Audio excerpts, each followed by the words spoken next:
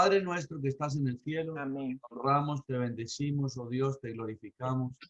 Te damos las gracias, Padre Santo, primeramente por tu presencia en medio de tu pueblo, Señor. Gracias porque conforme a tu beneplácito, Señor, tú has permitido que tengamos este momento de reunión, de coinonía, Señor, y en el que nuestro deseo es alimentarnos de tu palabra, de tu verdad, Señor. Gracias porque ¿quién como tú, oh Jehová de los ejércitos? Tú peleas nuestras batallas, Señor. Tú eres nuestro sustento, tú eres nuestro apoyo, tú eres nuestro pronto auxilio, Señor. A ti clamamos, Padre Santo, en ti nos refugiamos, bendito Dios. Te rogamos, oh Señor, para que en esta hora seas tú ministrando nuestras mentes y nuestros corazones a través de tu santa y poderosa palabra y permite que esta revolucione nuestro ser interior de tal manera de que cada necesidad personal, Señor, cada súplica, cada ruego traída delante de tu altar de la gracia, Señor, sea no solamente escuchada, sino también atendida, como solo tú lo sabes hacer, Padre Santo. Prepáranos pues, oh Padre Celestial, toma control de todo pensamiento, de toda palabra y de toda acción, y que toda honra y gloria te sean dadas en esta hora en el nombre de Cristo Jesús. Amén y amén. Vamos a escuchar ahora, mis hermanos, una alabanza.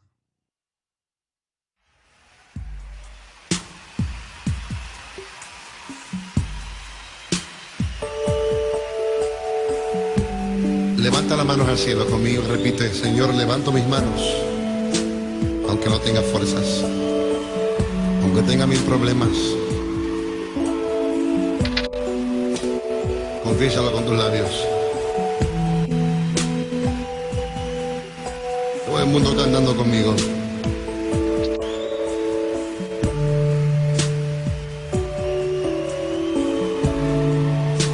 Levanto mis manos,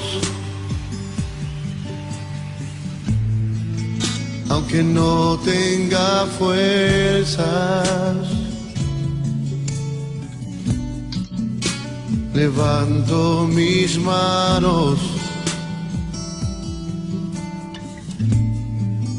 aunque tenga mil problemas.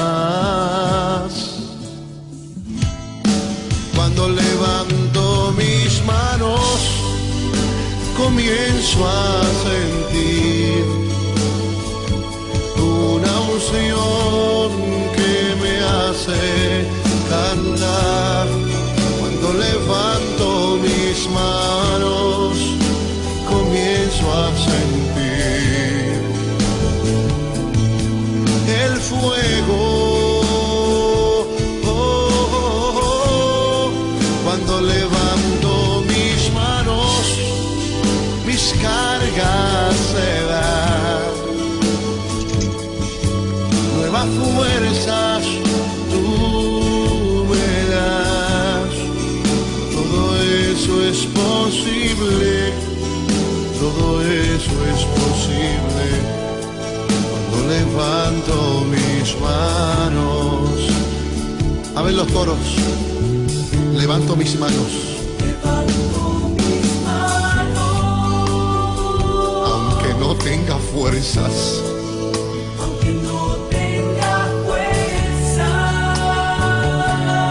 aunque tenga mil problemas. Levanto mis manos, Levanta las altas al cielo conmigo.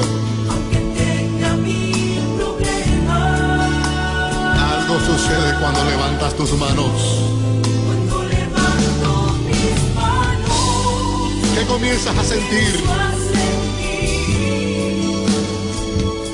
Una unción que me hace cantar. Cántale al Señor. Cuando levanto mis manos, comienzo a sentir. Eso mismo estoy sintiendo ahora mismo. El fuego.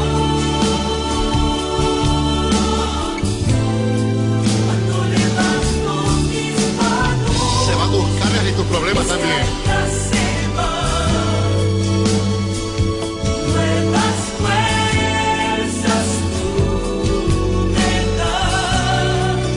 Todo es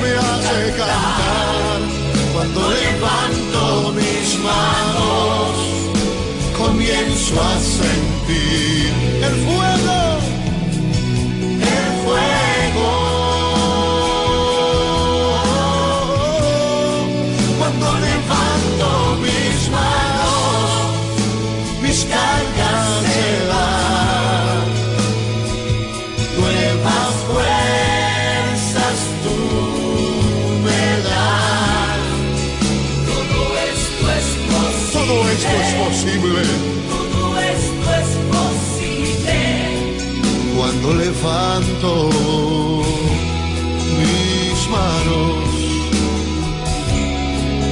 Todo esto es posible, todo esto es posible. ¿Cómo que dice el coro? Cuando levanto mis manos,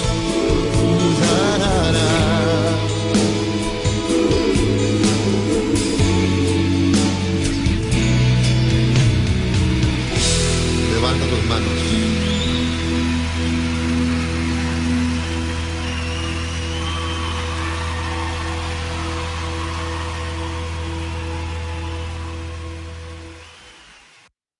Amén. Gloria a Dios por esa palabra, hermanos. Una palabra de ministración a través de una alabanza que va a ser el tema del cual quiero hablarles en el día de hoy. Pruebas, dificultades, situaciones inesperadas. ¿Qué hacer cuando los problemas tocan a nuestra puerta? Estamos viviendo días, tiempos, hermanos, en los que sabemos que esto ha sido siempre parte de la historia de la humanidad desde el momento en que el pecado causó esa separación entre el hombre y Dios, porque cuando la escritura usa en el libro de Génesis la palabra muerte como resultado, como causa de la desobediencia, la palabra muerte allí no significa cesar de existir. El ser humano nunca cesa de existir porque el ser humano pasa por un proceso de transición en el que dejamos la vida física, pero vamos a enfrentar una vida en la eternidad. Ahora, esa vida, entre comillas, puede ser una vida en Cristo, en una eternidad al lado de Cristo, o una vida por una eternidad en separación eterna de Dios.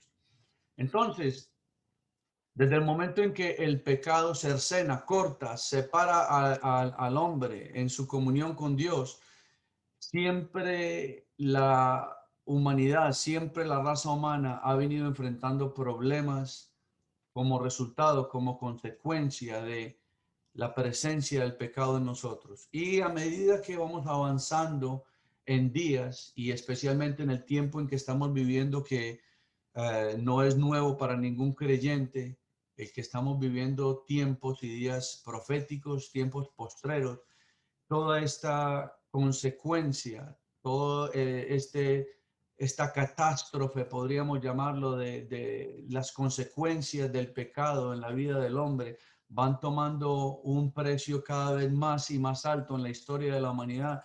Y estamos viviendo hoy en día tiempos difíciles, tiempos que la Escritura define como tiempos de rebeldía, como tiempos donde el corazón del hombre se endurecería en contra de la voluntad de Dios, tiempos de hombres amadores de sí mismos, detestadores de la verdad, corruptos, y todas estas descripciones, hermano, encajan perfectamente en lo que estamos viendo en el día de hoy. Y no solamente en relación a las características de los hombres del final de los tiempos, sino que también la palabra de Dios nos habla en los libros de los evangelios cuáles serían algunas de las características de las que seríamos testigos. Y allí nos habla de enfermedades, allí nos habla de guerras, allí nos habla de pestilencias. Y todo esto, hermanos, es parte de lo que estamos viviendo en el día de hoy. Estamos frente a una realidad en la que en cualquier momento,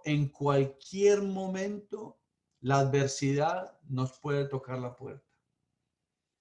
Podemos levantarnos a un día muy radiante, muy soleado, y todo puede ser vino y rosas, y de un momento a otro todo tornarse en un panorama oscuro, un panorama dificultoso, una mala noticia, un diagnóstico de una enfermedad, una llamada con la muerte de un ser querido, una pérdida de trabajo.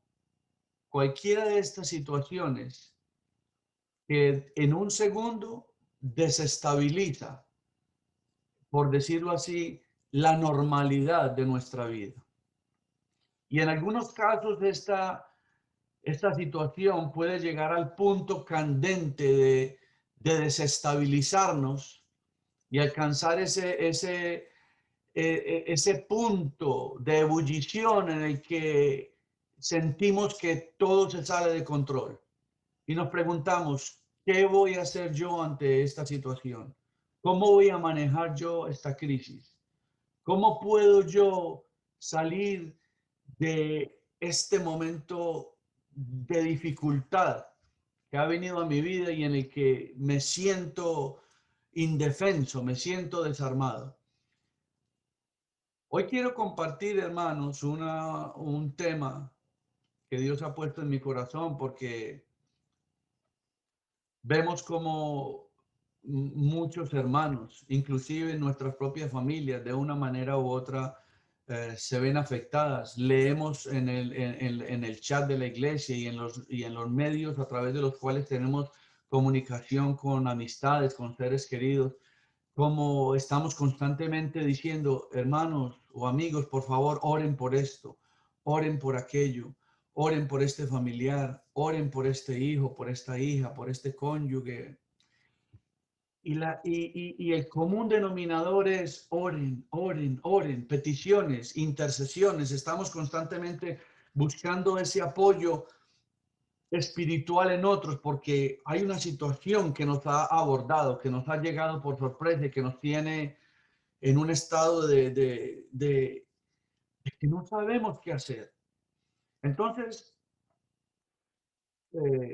orándole al Señor, pidiéndole dirección, quise compartir con ustedes un tema en el que Dios nos da la respuesta, hermanos. Dios nos habla y nos dice qué es lo que Él espera de cada uno de nosotros que hagamos cuando la adversidad, cuando los problemas, cuando la enfermedad, cuando el dolor tocan a nuestra puerta y nosotros nos sentimos así simplemente desarmados ante la situación, no sabemos qué hacer.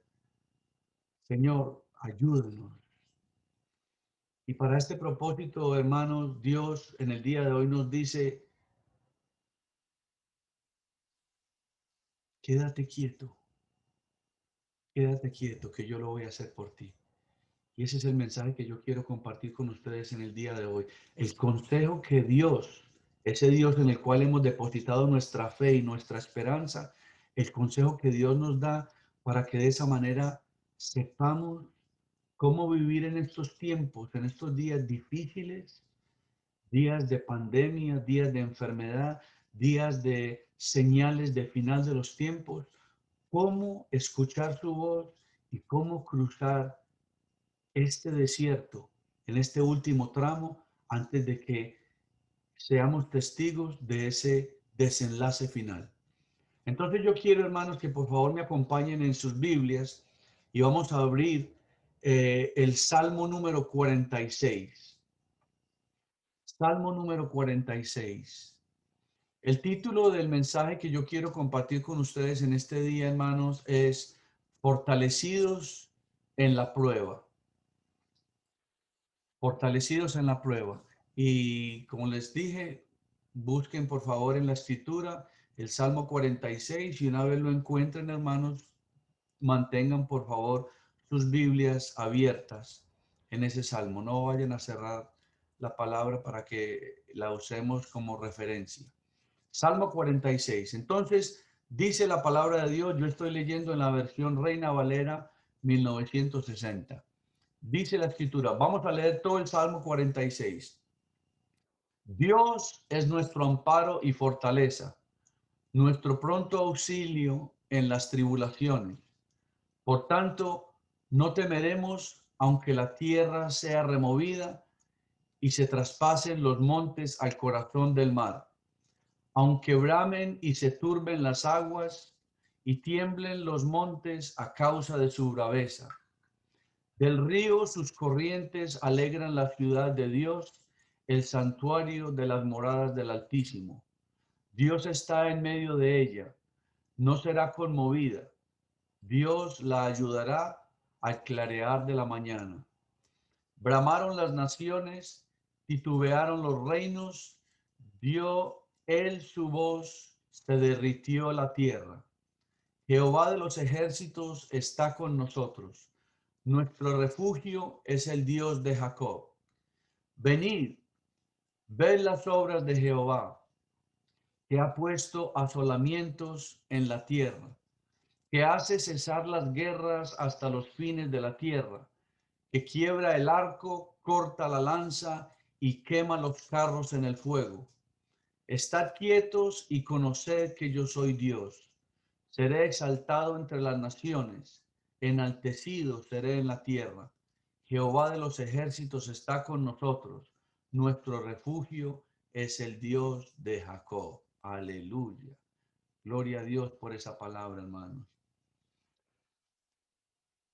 En este salmo, el Salmo 46, que al igual que los dos salmos siguientes son conocidos como salmos de confianza, dado que estos salmos tienen un contenido acerca de celebración de victoria. Estos salmos son una celebración de victoria.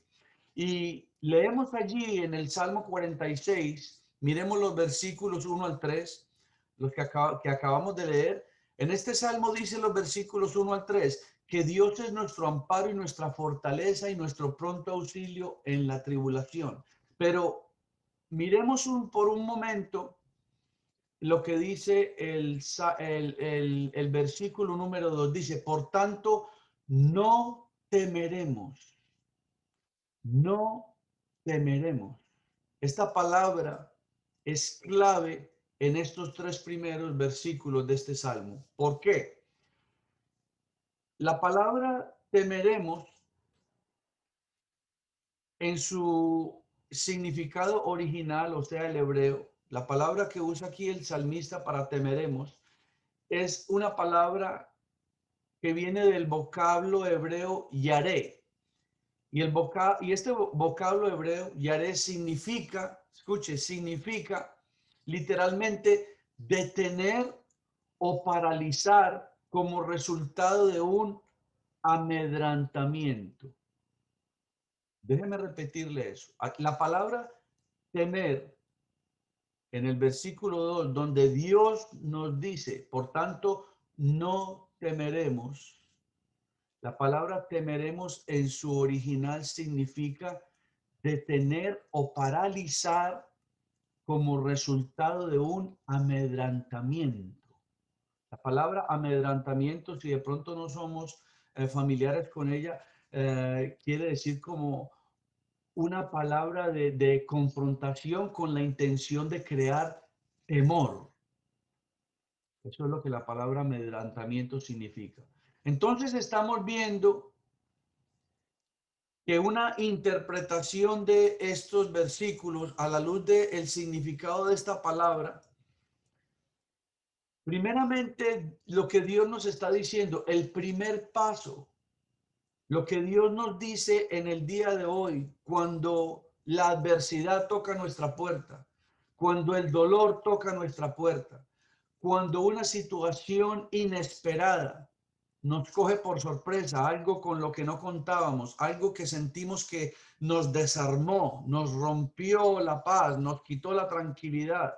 Cuando eso sucede, dice Dios a través del salmista en el Salmo 46 que nuestra primera reacción no debe ser ni la desesperación, ni debe ser la angustia, ni debe ser el dolor, sino que nuestra primera respuesta a ese embate frente a las circunstancias que se salen de nuestro control debe ser poner nuestra mirada en ese pronto auxilio. ¿Qué es el pronto auxilio?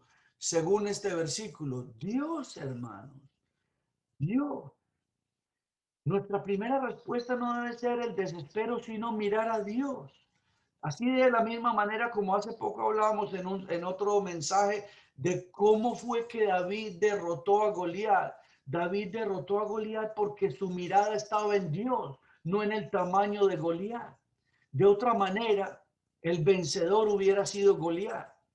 Entonces aquí ese mensaje se repite en el Salmo 46 cuando Dios nos dice, No se abrumen por las circunstancias, no se llenen de temor, porque lo primero que yo quiero que ustedes hagan es mírenme a mí.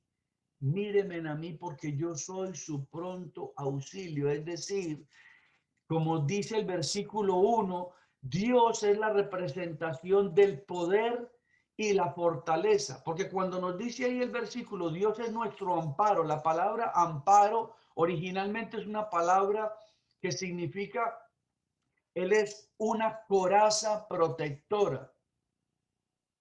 Y eso es lo que Dios es y representa en nuestra vida, esa coraza protectora. Dios en ese primer versículo nos dice, yo soy tu coraza, yo soy tu protección, yo soy tu fortaleza. Así que cuando la adversidad toque a tu puerta, busca de esa coraza y de esa fortaleza. Refúgiate en mí. Ahora, continuamos leyendo porque no solamente Él nos dice, yo soy tu coraza y tu fortaleza, sino que cuando continuamos leyendo el versículo y allí leemos estas expresiones, aunque la tierra sea removida, aunque se traspasen los montes al corazón del mar, aunque bramen y se turben sus aguas y aunque tiemblen los montes a causa de su braveza. Hermanos, estas expresiones lo que significan literalmente es, yo soy el Dios vencedor de imposibles. Tú y yo no tenemos ningún control sobre la naturaleza.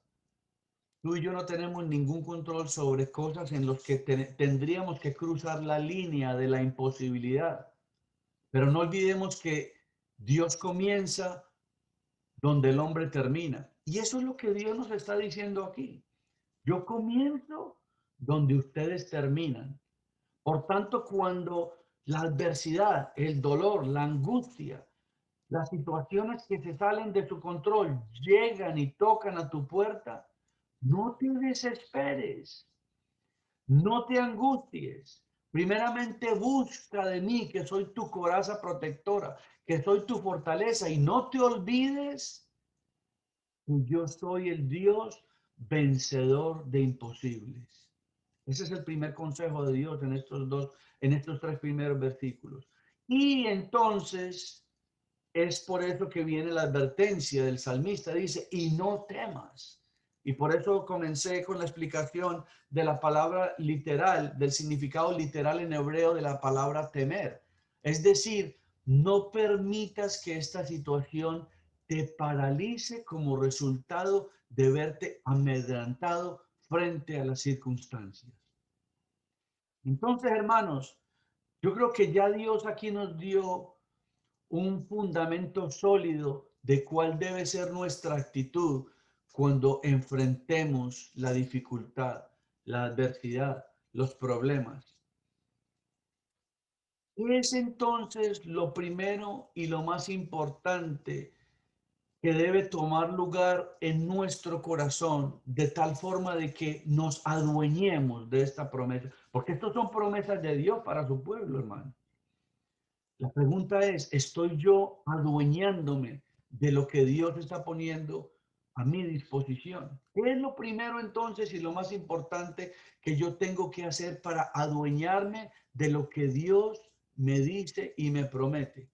Y la respuesta, hermanos, es sencilla y no se hace esperar. Creer. La fe, hermanos, es lo único. Escúcheme, la fe es lo único que desata en cada uno de nosotros estos atributos de la deidad que Dios pone a nuestra disposición para ayudarnos en los momentos de dificultad y de angustia. Escuchen, estadísticamente hablando, no lo digo yo, estadísticamente hablando, por lo general el cristiano cree que Dios puede hacer las cosas. Nosotros creemos que Dios puede hacer las cosas, pero nosotros dudamos de que Él esté dispuesto. Y es ahí donde la fe encuentra uno de los mayores tropiezos. Déjeme repetirle esto. Estadísticamente hablando, el creyente cree que Dios puede hacerlo.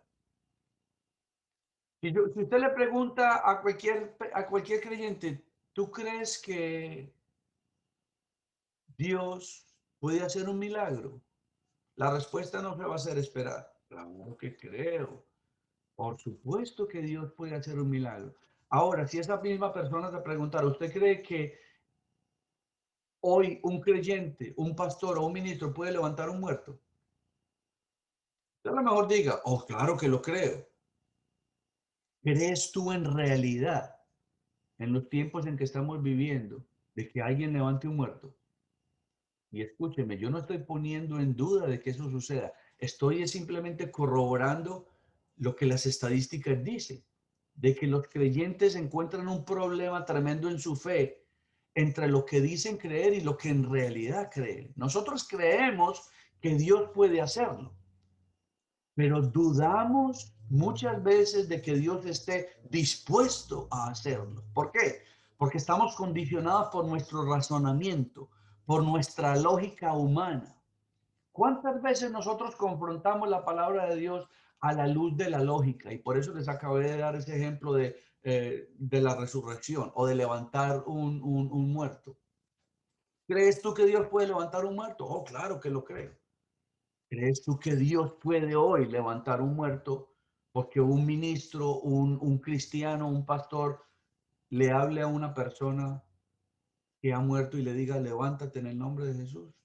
Yo creo que la respuesta de nosotros sería muy al estilo Tomás. Tengo que ver para creer.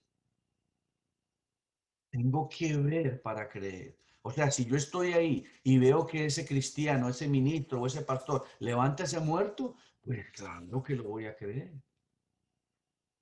Entonces, hermanos, nosotros tenemos que tener mucho cuidado con el uso que nosotros le damos a la palabra fe, porque muchas veces de nuestra boca sale la palabra fe, pero como resultado de un hábito o de una práctica costumbrista, y todo porque vivimos diciendo, tenga fe, no se preocupe, tenga fe. Ah, que tengo tal problema. Hermanito, tenga fe. Mire que me dio el coronavirus. No, hermanito, tranquilo, tenga fe. ¿Crees tú en realidad que lo que le estás diciendo a ese hermano o a esa hermana se puede dar, puede ocurrir, puede suceder? Porque la fe, hablar de fe es un asunto serio y delicado para Dios. Cuando nosotros le decimos a una persona, tenga fe, tú tienes que asegurarte de que esa convicción esté en tu mente y en tu corazón. De otra manera, tú eres un hipócrita. ¿Por qué? Porque la fe es la única llave que tiene acceso a los tesoros de Dios. La fe es algo serio. La fe no puede ser, como dije hace un momento, la fe no puede salir de nuestra boca como un hábito, una práctica costumbrista, sino como el resultado de un testimonio, de una experiencia vivencial. Yo tengo fe porque esto y esto y esto que ha pasado en mi vida me evidencia de que mi fe en Dios es lo que ha traído a mi vida esto y aquello. Tiene que ser el resultado de una experiencia vivencial, no de que en la iglesia me han enseñado de que tenga fe. O sea, y no estoy diciendo de que eso está mal, porque de la iglesia, de la palabra de Dios es obviamente de donde nace nuestra fe, porque la misma escritura dice, la fe viene por el oír y por el oír de la palabra de Dios. Pero esa palabra tiene que convertirse en nosotros en un testimonio de una experiencia vivencial, no una muletilla del vocabulario. No de que porque todos dicen tenga fe, entonces yo también digo tenga fe. Porque ¿qué sucede, hermanos, cuando la fe se convierte en nosotros simplemente en parte de nuestro vocabulario y no en parte de una experiencia? Sucede lo que sucedió cuando en aquella ocasión, aquel pasaje, aquella historia tan conocida por todos, Marta manda llamar al Señor Jesucristo. Tu amigo Lázaro está enfermo. Ahora, ¿conocían Marta, Lázaro y María a Jesús? Claro que lo conocían y más de lo que nosotros creemos. Habían sido testigos vivenciales de quién era Jesús y lo que Jesús podía hacer. Y aún así Jesús aparece en la escena después del llamado. Y a Marta lo único que se le ocurre pronunciar, salir de su boca fue, ya no hay nada que hacer, rabino. Lázaro ya hiede. Tiene 4 días en el sepulcro. Qué tristeza, hermano. Que alguien que ha sido testigo de quién es Jesús y lo que Jesús puede hacer, lo único que se le ocurre ante la adversidad es reclamarle al autor de la vida, llegaste muy tarde, llegaste fuera de tiempo. Si hubieras venido cuando te llamé, todo estaría bien, pero se te ocurrió llegar pasada la hora. Ya hiede, tiene 4 días de muerto. Y Jesús mira a Marta en los ojos. Yo me imagino que con esa mirada serena, pero llena de, de sabiduría y de corrección, Jesús mira a Marta y le dice, ¿acaso no te he dicho que si crees, verás la gloria de Dios? Nosotros jamás vamos a ver la gloria de Dios, hermanos, si la fe no es una experiencia vivida, hermanos. Muchas veces el fundamento de nuestras convicciones lo basamos o lo justificamos simplemente con decir yo creo en Dios. ¿Hay algo malo en creer en Dios? No hay nada malo en creer en Dios. El problema de creer solamente en Dios es que puede convertirse, al igual que pronunciar la palabra fe, puede convertirse en ti y en mí solamente en un hábito que está lejos de ser un testimonio vivencial. Dice la palabra de Dios, no lo tienen que buscar, pero dice la palabra de Dios en el libro de Santiago, capítulo 2, versículo 19, que aún los demonios creen y tiemblan. Así que creer en Dios, hermanos, no es suficiente, porque creer en Dios es solamente el admitir que Dios existe. Lo que sí quiero que me busquen en este momento, sin perder el Salmo 46. Mantengan el Salmo 46 abierto. Lo que sí quiero que me busquen en este momento es Primera de Juan, capítulo 5. No es el Evangelio de Juan, sino Primera de Juan, hacia el final de la escritura, cerca al Apocalipsis. Primera de Juan, capítulo 5, versículo 10. Primera de Juan, capítulo 5, versículo 10. Allí la palabra de Dios dice lo siguiente. Escuchen. Estoy leyendo Reina Valera 1960. Dice Primera de Juan 5:10, el que cree en el Hijo de Dios, empiecen a correlacionar el decir yo creo en Dios con este versículo. El que cree en Dios tiene el testimonio en sí mismo. Es decir, cuando usted cree en Dios, usted está aceptando la existencia de Dios. Tiene el testimonio de Dios dentro de usted. Pero mire cómo continúa el versículo. El que no le cree a Dios le ha hecho mentiroso, porque no ha creído en el testimonio que Dios ha dado acerca de su Hijo. Este versículo, hermanos, lo deberían ustedes subrayar, ponerle highlighter algo, porque este versículo es importantísimo, hermano. De hecho, es un versículo muy importante para evangelismo, porque hay muchas personas a las que nosotros nos le acercamos y ellos se nos desconectan con, no, yo también creo en Dios, en el mismo Dios que cree usted. Este es un buen versículo para confrontación. Está muy bien que creas en Dios, pero la pregunta que te hago es, ¿le crees tú a Dios? Y este es un buen versículo. Porque creer en Dios es simplemente admitir de que Dios existe. Y la Biblia nos dice en Santiago de que hasta los demonios creen que Dios existe. ¿Cómo no van a creer? Si lo ven, ¿cómo no van a creer en Él? Pero creer en Dios no satisface la demanda de Dios. Dios demanda que le creamos a Él. Porque si nosotros no le creemos a Él, entonces, aunque creamos en Él, el no creerle a Él lo hace mentiroso. Y esto es tremendo problema, hermanos.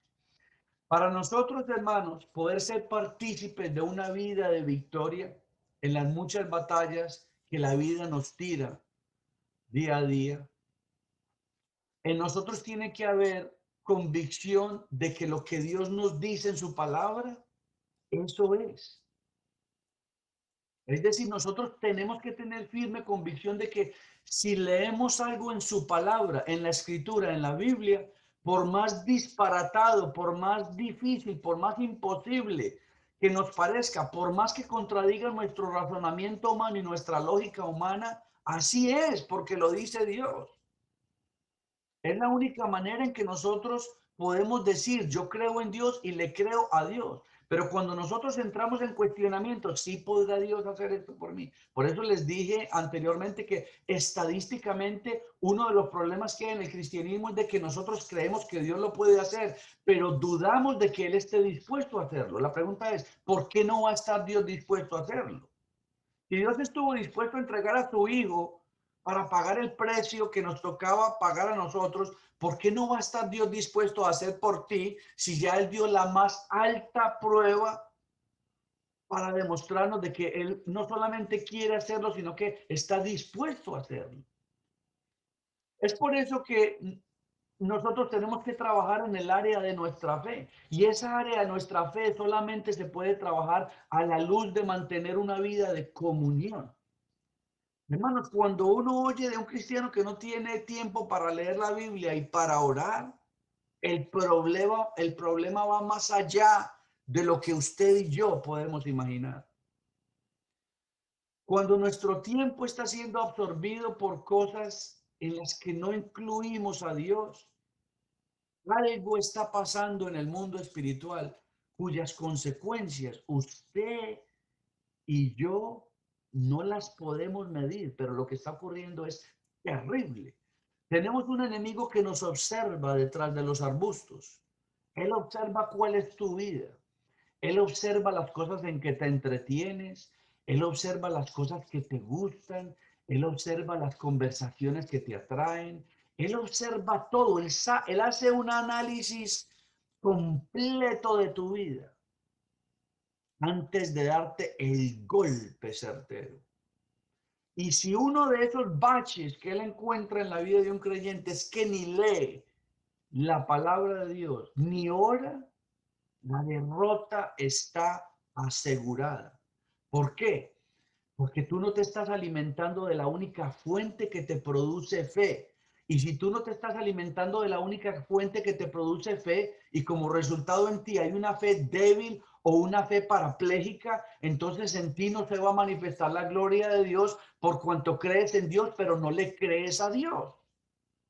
Dice en Hebreos 12, puestos los ojos en Jesús, quien es el autor y el consumador de la fe. Si nosotros no estamos en una relación de comunión con Cristo, nuestra fe, como acabo de decir, va a ser una fe enfermiza, una fe parapléjica, una fe por vista, una fe tomásica, una fe en la que tenemos que ver para creer. Esa fe no le sirve a Dios.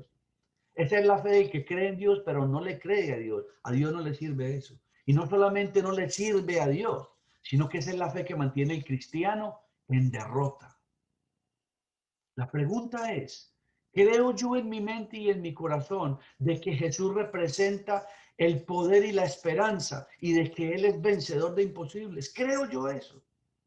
Volvamos por un momento al Salmo 46, porque allí Dios pone a nuestra disposición tres aspectos de su deidad. Dios allí pone a nuestra predisposición tres aspectos de su deidad que nosotros no podemos pasar por alto, hermano. Y mire, en el versículo 6 del Salmo 46 leemos lo siguiente, dice, bramaron las naciones, titubearon los reinos, dio él, ¿quién es él? Dios, dio Dios su voz y se derritió la tierra. Lo que este versículo nos está diciendo es, Dios es el Todopoderoso. Dios tiene todo poder y autoridad. Y ese poder y autoridad, Él lo pone a trabajar a nuestro favor. El poder de Dios está a nuestro favor. Luego dice, la segunda característica de la deidad la encontramos en el versículo 7 Y la encontramos también en el versículo 11, porque si ustedes observan, el versículo 7 y el 11 son idénticos. Y sabemos que escrituralmente cuando algo se repite en la escritura es porque se le está dando una fuerza mayor. Y ahí leemos en el versículo 7 y 11 donde nos dice, Jehová de los ejércitos está con nosotros, Él es nuestro refugio, Él es el Dios de Jacob. Aleluya. Ahí Dios nos está diciendo, no solamente yo pongo mi poder a tu disposición, sino que mi protección, mi Shekinah, mi presencia habita a tu alrededor. Y por último, en el versículo 10, tenemos una tercera, no digámoslo así, característica. Las dos primeras son características de su deidad a favor nuestro, pero aquí viene el punto en el que Dios pone a prueba nuestra fe. Porque leemos en el versículo 10 que Dios nos dice, mire ese versículo 10, hermano, que aquí está la clave de todo. En el versículo 10 dice, levántese y fájese a pelear. No, eso no es lo que dice ahí. Estad quietos y conocer que yo soy Dios. En otras palabras, tú no eres el que obtiene la victoria. La victoria te la doy yo. Hermanos, esto es tremendo, hermanos. Porque mire, la expresión original en el hebreo, no estoy diciendo de que la palabra está quietos es incorrecta, no, pero la expresión original en el hebreo usada por el salmista, una traducción más fiel de lo que originalmente escribió el salmista no es está quieto. Una traducción más fiel del hebreo de lo que escribió el salmista es deténganse y háganse a un lado. Deténganse y háganse a un lado. O sea que lo que Dios nos está diciendo a través de este salmo en el versículo 10, si lo parafraseamos, es deténganse, háganse a un lado de este problema y vean lo que yo, su Dios, voy a hacer por ustedes. Aleluya. Mire, hermanos, el mensaje que Dios tiene para nosotros es cuando la adversidad toque a tu puerta, cuando el dolor te visite, cuando las circunstancias te tiren al piso, cuando te sientas que estás entre la espada y la pared en el que no encuentras soluciones, en el que las circunstancias te tienen completamente atado e indefenso, no hagas nada. No hagas nada. Tú simplemente pon tu mirada en mí. Cree en tu mente y en tu corazón que yo soy tu Shekinah, tu coraza protectora, tu fortaleza, tu vencedor de imposibles. Y después de eso, no te amedrentes. No tengas miedo. Simplemente detente. Hazte a un lado y mírame a mí pelear tu batalla, que yo te daré la victoria. El pueblo de Israel recibió una promesa de Dios y esa promesa de Dios fue, los voy a sacar de 400 años de esclavitud y los voy a llevar a una tierra donde fluye leche y miel. Pero entre la una y la otra va a haber un proceso y ese proceso se llama desierto. La palabra desierto o los desiertos en la escritura, como todos ya sabemos, significan tiempos de prueba. Dios, para probar nuestra fe, para Dios llevarnos de nuestro Egipto a nuestro Canaán, Dios siempre va a probar nuestra fe. Pero ¿cómo va a probar Dios nuestra fe?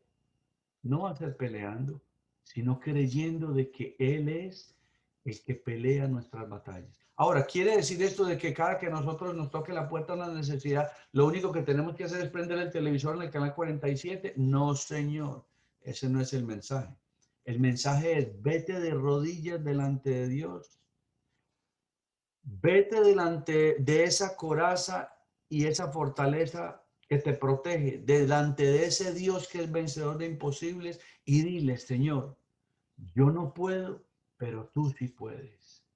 Y tú me prometes en tu palabra de que si yo me detengo y me hago a un lado, creyendo que tú eres ese Dios vencedor de imposibles que pelea mis batallas, yo voy a esperar en ti el cumplimiento de tus promesas.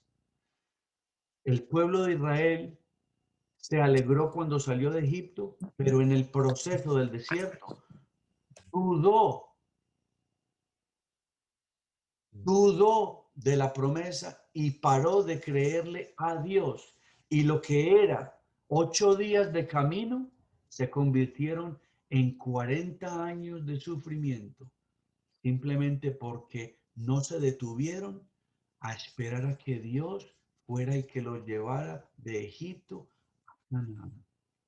La pregunta con que yo quiero terminar este mensaje es, ¿cómo está tu relación con Dios? ¿Cómo está tu vida de oración y de lectura bíblica?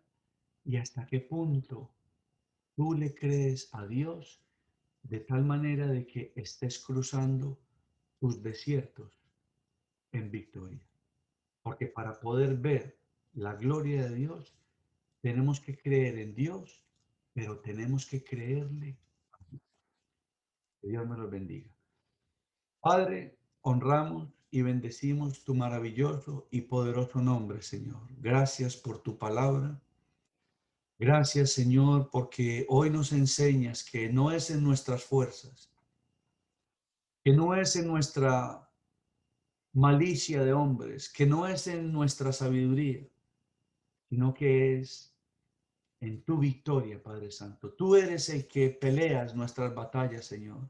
Tú nos dices en tu palabra, detente y hazte a un lado, porque tú eres nuestra coraza, tú eres el vencedor de imposibles, Señor. Padre, permite que en esta hora creamos que tú eres ese Dios, Señor. Si hay alguna sombra de duda en nuestro caminar contigo, si en algún momento nuestro razonamiento, nuestra lógica de hombres, nuestra humanidad ha sido obstáculo a tu Santo Espíritu, perdónanos, Señor. Perdónanos si hasta aquí hemos caminado faltos o cortos de fe. Y permite, Señor, que a través de lo que tú nos has enseñado en esta hora, Padre, ciegamente y confiadamente creamos en que tú nos llevarás de Egipto a Canaán, no importa cuáles sean las situaciones y las circunstancias que agobien nuestra vida en este momento. Gracias yo te doy, bendito Dios, por esta palabra. Gracias yo te doy por tu Santo Espíritu que nos lleva a toda luz y a toda verdad. Y permite, oh Dios, de que esta enseñanza permee nuestros sentidos físicos y espirituales de tal manera que la atesoremos y vivamos conforme a ella. Si hay alguno en medio nuestro que por alguna razón ha dudado de Dios, ha dudado de sus promesas y como resultado de alguna situación adversa, has caído en una situación en que has sentido que Dios no está ahí para ti, que Dios no te escucha o que tus oraciones no van más allá del techo. Dile a Dios en este momento, Señor, perdona mi falta de fe. Perdóname, Señor, por haberte hecho mentiroso con mi falta de fe, Señor. Restáurame en mi condición de creer en ti y de creerte a ti. Y levántame, Señor, para que de este momento en adelante yo no dude más, Señor, sino que confíe en el que de tu mano, Señor, yo soy más que vencedor, más que vencedora, en el nombre de Jesús. Y si hay en medio nuestro alguno que esté escuchando en este momento esta palabra y no haya recibido al Señor Jesucristo como su Salvador personal, yo te invito en esta hora a que tú le digas a Jesús, Señor Jesús, perdona en este momento mi vida y mis pecados. Yo te confieso como mi único Salvador personal, como aquel ser único y suficiente para enjugar en tu sangre mi pecado y mi culpabilidad. Escribe mi nombre en el libro de la vida conforme a la promesa que tú me haces en tu palabra y permite de que aquí en adelante yo camine como un hijo de luz, leyendo tu palabra, buscándote en oración y compartiendo esta palabra de verdad con todas las personas a mi alrededor. Te honro, te alabo, te bendigo y te doy las gracias por tu salvación. En Cristo Jesús. Amén y amén. Que Dios me los bendiga, hermanos. Pueden prender sus micrófonos y así nos despedimos. Que no se olviden los hermanos de los diezmos, las ofrendas y las ayudas. Estar apoyando. Amén. Amén, amén, amén, amén. Amén, hermano. Dios lo bendiga, hermanos. Amén. Amén, hermano. Amén, hermana. Amén, amén. Gracias, Fernando. Amén. Gracias. Que Dios me los bendiga. Palabra poderosa, Amén. Gracias Sí, por esta señor. palabra de Bonita gracias. palabra, Fernando. Amén. Dios lo bendiga, hermano, y que lo siga usando. Dios le Bendiciones. bendiga. Gloria sea de Cristo. Amén. Es renovar nuestras fuerzas. Amén. Amén. Amén, amén. Dios te bendiga, Hermano Fernando. Fernando. Dios te bendiga. Amén, mis hermanitos. Que Dios me los bendiga. No se olviden a la 1 de la tarde la escuela dominical con nuestros hermanos Ibargüen. Seguimos, Ok. seguimos en bendición y seguimos Amén, en amén. victoria. Que Dios me los bendiga Amén. a todos. Amén, hermano. Bendiciones, hermano. Bendiciones. Amén. Amén. Gloria a Dios. Bendiciones. bendiga.